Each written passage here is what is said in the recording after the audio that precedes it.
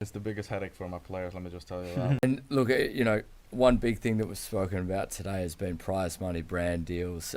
So, a final question for the future for Joe, how do you see sort of regulation and tax requirements changing in this space? I think I know can't go through a podcast without talking about crypto. I think it is similar to what we've seen in crypto, right? Where, HMRC, the FCA, the SEC in the US, VAR in Dubai, so the regulator there.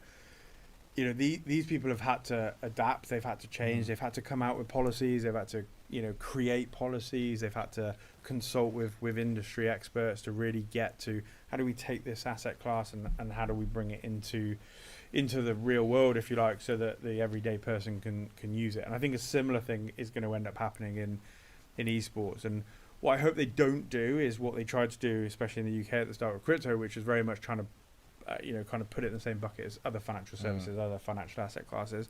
I hope that with esports, they don't try and just bracket it with other sports, and they do try and go, no, this is a category of its own, and it needs to be thought about on its own, and it needs to be, kind of like those rules and regulations need to be different. I think that's super important that they do that. It's the biggest headache for my players, let me just tell you that. Like, the number one thing that no one knows about is exactly that, and there's no proper outline of what it is, because someone could live there, like I have people that live in Finland, but then they live in Berlin, but then they go compete in Singapore, they go compete in Toronto, and then even the experts themselves, they don't know how to kind of approach it, because it's such a new aspect for them, especially with the esports. Think about that, but we have seen actually some cases in esports where a couple people have actually got done for tax fraud because they were looking to, and so there's governments, especially in Europe, that actually are a bit more progressed than the kind of UK on that front. UK, I think, couple of years they're going to start looking into it more, my guess.